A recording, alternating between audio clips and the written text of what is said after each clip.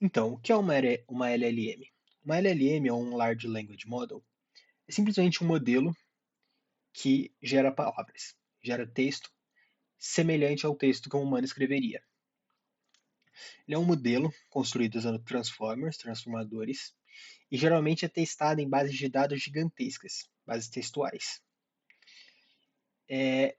Uma questão dele é, como você pode ver aqui, tudo que ele está fazendo é prever a próxima palavra. Dado um contexto, dado uma série de palavras, ele prevê a próxima. A gente vai ver que ele consegue ter uma ideia de qual é o sentido, o significado de cada palavra, usando os embeddings, mas a questão do LLM é que ele é um modelo estatístico. Então, quando você faz uma pergunta para algum modelo desses, seja o ChatGPT, o Gemini, o Bard, ele não sabe, ele não é inteligente, ele não sabe se a resposta está correta, ele só tem uma noção de contexto, informação das bases e gera uma probabilidade de qual a próxima palavra que um humano teria escrito, não que um humano teria pensado.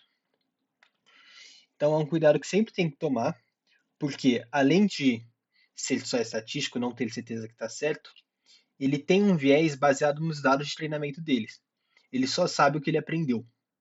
Então, se você observar os primeiros modelos, os primeiros do ChatGPT, eles foram muito treinados com bases de dados de livros de Shakespeare, que são públicas. Então, nesse início, ele tinha um viés para muitas palavras do inglês clássico, muitas palavras naquele estilo. Hoje, que ele já usa quase todos os dados da internet, ele consegue enganar muito bem de que a ideia do que o que ele fala é verdade. Mas você nunca pode saber se é verdade ou não. Então, como que ele funciona? Como que ele transforma essas palavras? Como que ele entende esse contexto? A grande importância dele é o tokenizer. Ele vai ser o que o que transforma palavras em algo que o computador consiga entender, consiga ler. Um token não é nada mais do que uma unidade de uma palavra, uma unidade de um texto. Ele pode ser a palavra inteira, como nesse caso, uma letra, um caractere, depende de como você formar. Comumente, ele será algo como esse daqui. Eu tenho a palavra eu amo programação e você teria os tokens eu amo programação e a exclamação. Mas então, o que são esses números aqui? O computador não entende. Ele é uma máquina, ele não consegue entender as palavras. Ele precisa de números. Então, quando o tokenizer, quando você gera os tokens, você também gera números que vão estar relacionados a cada token. Esse vai ser o seu vocabulário. O seu vocabulário, então, não vai ser nada mais do que um dicionário que indica essa relação de token e número. Então, você tem aqui os tokens, eu, que é relacionado a um índice, que quando você pesquisa no dicionário, você vai ter o índice e a palavra você consegue encontrar. Dessa forma, você consegue treinar com uma série de números em vez do que uma série de strings. O computador consegue fazer muito melhor. Mas isso não é o suficiente para um computador entender as palavras. Por enquanto, ele só consegue ver cada palavra em uma sequência. E isso não tem muito valor. A gente pode ver isso porque as palavras no mundo real, elas carregam mais do que o valor intrínseco dela. Elas carregam outras coisas com ela. Se eu te pedir para juntar, para agrupar essas 5 palavras, mulher, fruta, veículo, carro e animal, você vai ter uma tendência a colocar carro e veículo mais próximos do que o resto. Porque você sem pensar, entende uma relação entre essas duas palavras. Coisa que o computador não vai ter só observando os números. Então, a gente utiliza dos embeddings para artificialmente criar essa relação. Como que a gente faz isso? A gente vai dar um número para cada um deles, e conforme você vai ter essas palavras, você vai ter um vetor com outras palavras delas, com a posição que ela estaria num espaço n-dimensional.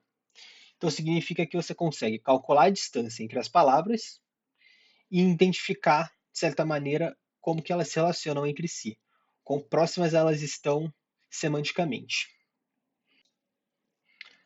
Tá, mas como as LLMs são treinadas? Antigamente, se utilizava de modelos de redes neurais recursivas para treinar elas. A vantagem deles é que eles conseguiam manter aspectos, manter uma memória do treinamento, das diferentes séries temporais que estavam sendo usadas para treinar, das diferentes arrays de texto. Só que ele tinha um problema. Mesmo com isso daí, quando o texto começava a ficar muito longo, ele começava a perder um pouco a eficiência e ele não era possível paralelismo nele. Então o treinamento era muito demorado. Como a gente vai ver, é, esses modelos eles precisam de muitos dados e os treinamentos são muito longos. Então, a LLM nunca tinha conseguido avançar muito a área. Até que em 2017 foi publicado o artigo Attention is All You Need, que foi o que desenvolveu os transformadores. E ele mudou muito, porque os transformadores conseguiam manter o contexto e conseguiam ser paralisados. Então você agora podia treinar grandes modelos muito mais rápidos e com mais eficiência. Hoje em dia, até se usam estratégias mais modernas, mas o transformador realmente é um marco muito importante para processo de linguagem natural.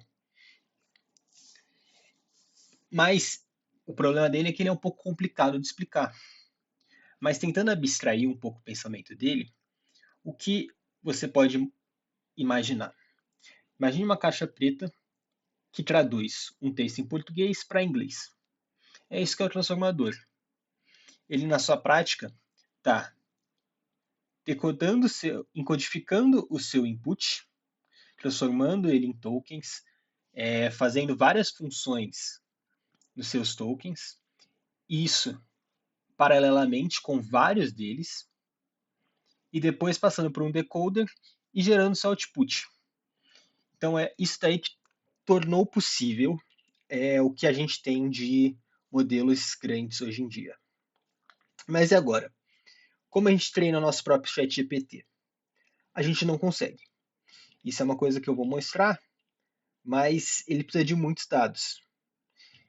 Então, primeiro eu vou rodar mostrando como é como a CPU, o ambiente da CPU, e depois tentar mostrar o quanto acelera a GPU e o quanto na prática isso não importa, porque você precisa de muitos dados e é muito treinamento. Mas a gente consegue testar, consegue criar algo como teste. Então, por enquanto não estou usando uma GPU. Vamos utilizar da biblioteca PyTorch, uma biblioteca bem útil para redes neurais, e entender que o notebook vai ser útil para a gente conseguir ver o tempo de treinamento. Precisamos instalar datasets. O dataset que a gente vai estar utilizando é esse dataset do Hugging Face. Ele é um dataset de artificial, de texto gerado por outros modelos, mas eles têm uma série de respostas a prompts. Ele é relativamente pequeno para essa área, 51 mil linhas, cada linha com mais ou menos grande, mas ele vai ser bem pequeno para o que a gente precisa. E mesmo assim, a gente só vai usar inicialmente 5% dele. Vocês vão ver que mesmo para CPU isso é muito, e para um treinamento de um modelo isso é basicamente insignificante. Então estamos usando 15 mil linhas. Observando aqui o data frame, a gente tem uma resposta a um prompt. Vou utilizar um auto tokenizer para gerar nossos tokens. E como você pode ver, cada palavra é relacionada agora a um valor. Então é assim que o computador vai ver nossas palavras. E se a gente faz o decode, a gente consegue observar que ele recria o texto original. O nosso output do nosso modelo vai ser assim. Então a gente precisa conseguir fazer o reverso para a gente poder ler. Agora eu vou aplicar o tokenizer para todas as para o data frame inteiro, dataset inteiro. Um pouquinho. Para você ver que mesmo para dados muito pequenos ele demora.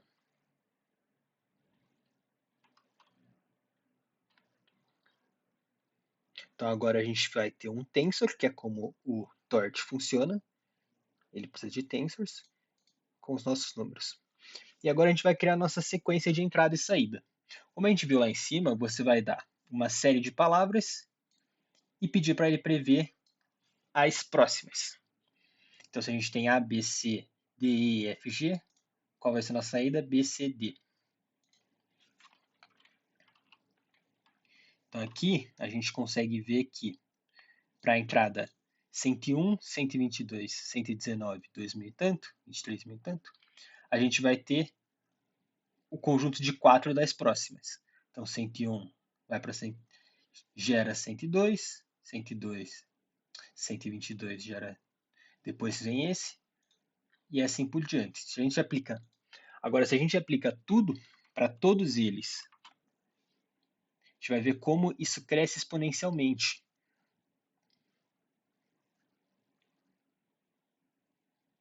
E aqui já demora um minuto. Vou voltar quando estiver pronto. Agora que passou um minutinho, a gente pode ver que olha o tamanho que fica nossa variável x e o tamanho que fica a variável y. Eles ficam muito grandes. Por isso para um texto, para uma quantidade de dados relativamente minúscula para esse tipo de modelo. Então, conforme a gente vai construindo nosso modelo, já usando a máscara, para que ele não veja o token futuro, realiza os embeddings. Nosso modelo vai estar recebendo uma sequência de quatro tokens. No momento não temos uma GPU. Aqui vai passar por 20, por 20 nunca vai acontecer, por 10 épocas com um batch size de 5.000, porque você vai ter que colocar, como você vai ter que colocar esse array na sua memória, você vai precisar utilizar de batches, porque senão ele vai estourar a memória.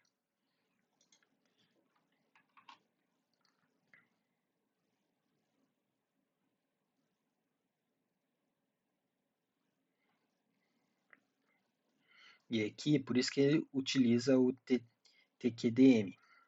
Ele vai mostrar quanto tempo demora para cada iteração e quantas iterações vão ser feitas. Então a gente vai ter 1575 batches e cada uma vai demorar 18 segundos. Que significa que para cada época que a gente vai treinar nosso modelo, vai levar aproximadamente 6 horas. Então isso daí se torna completamente inviável. A vantagem do Colab, eu já vou parar o processo, é que temos acesso a uma GPU. Normalmente você teria só a T4, mas eu tenho acesso a A20 que tem 40 GB de memória de vídeo.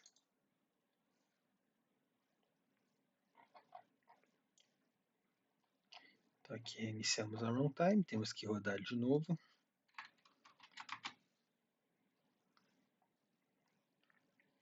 Agora pode ver que estamos usando uma GPU.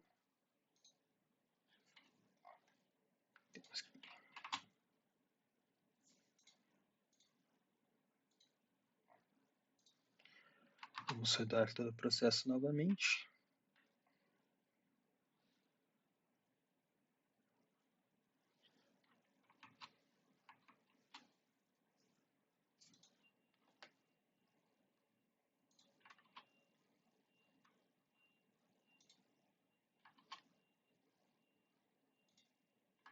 Para muitos desses processos não vai mudar, porque eles não são paralisáveis.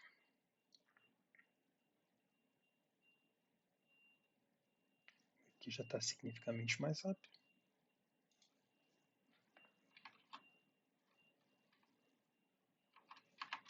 A gente vai colocar ele para utilizar a GPU, o modelo, e aqui a gente consegue ver que o tempo de treinamento vai cair significavelmente.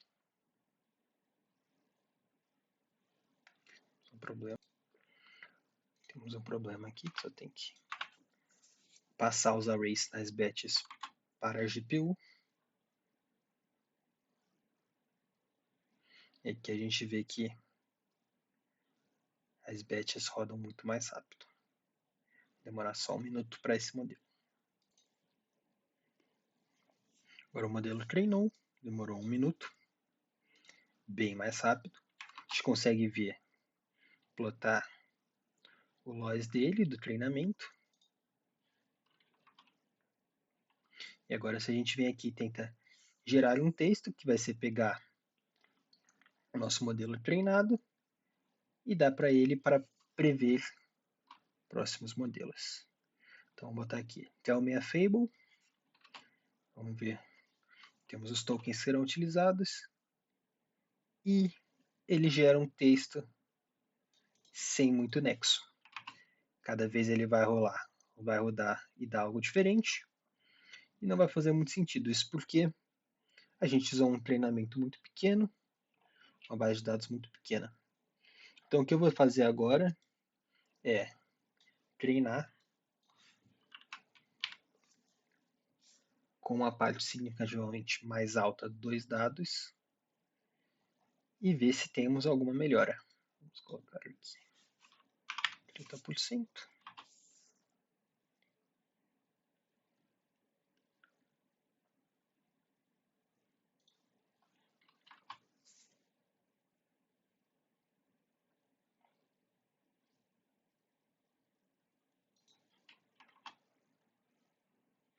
Temos 15.000.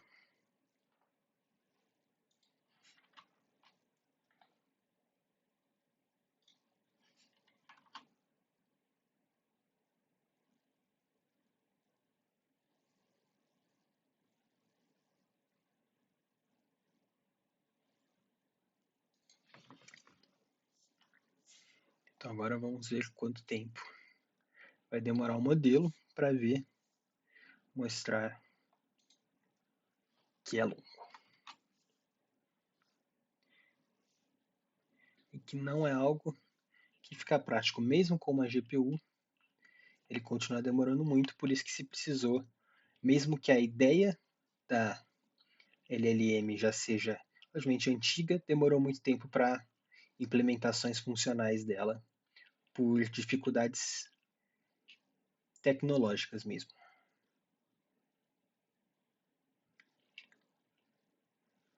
Vamos ver quanto tempo vai demorar.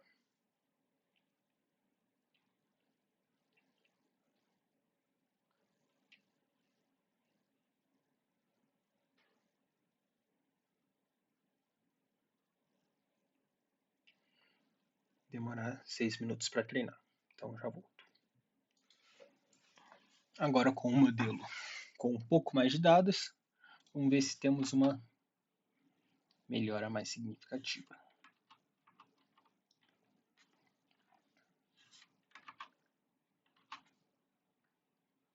E ele vai continuar